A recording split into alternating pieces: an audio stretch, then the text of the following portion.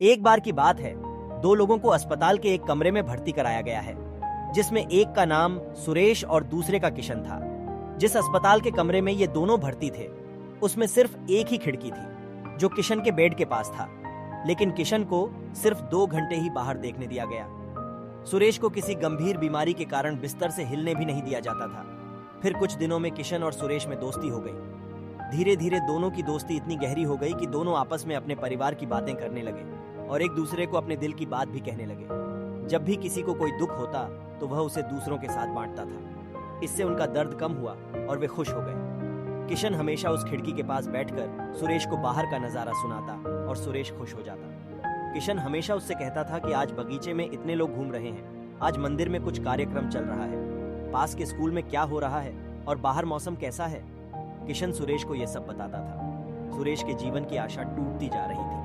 तब किशन की यह सब बातें सुनकर सुरेश बहुत खुश होता और वह धीरे धीरे अपनी बीमारी को भूलने लगा। जब भी किशन उसे बाहर के नज़ारे के बारे में बताता तो वह हमेशा इतना खुश होता कि उसे लगता ही नहीं कि वह सुन रहा है। उसे लगता है कि वह यह सब दृश्य देख रहा है। किशन हमेशा सुरेश को सकारात्मक बातें बताता था ताकि सुरेश पर अच्छा प्रभाव पड़े।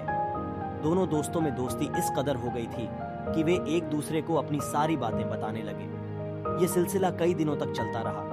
किशन सुरेश को बाहर की रंगीन दुनिया का नजारा दिखाएगा और सुरेश बहुत खुश होगा। एक दिन अचानक किशन की मौत हो जाती है। जब सुरेश को इस बात का पता चलता है तो वह बहुत दुखी होता है और उसे याद करने लगता है। जबकि नर्स किशन को वहां से हटा रही है, सुरेश खिड़की के सामने वाले बिस्तर के लिए नर्स से अनुरोध करता है। तो नर्स ने कहा कि आपको इस बिस्तर की क्या जरूरत है। तो सुरेश ने कहा कि मैं यहाँ से बाहर का नजारा देखना चाहता हूँ, जो किशन मुझे बताता था।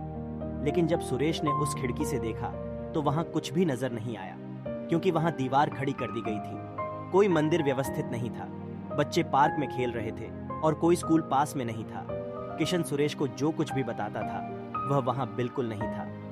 किशन वह सब सुरेश को बता देता था, क्योंकि सुरेश ये सब सुनकर अपनी बीमारी भूल रहा था। वह केवल सुरेश के साहस को बढ़ाता था और उसकी मरती हुई आशा को कम करता था, जिससे आप जीवन जीने के महत्व को जान सकें।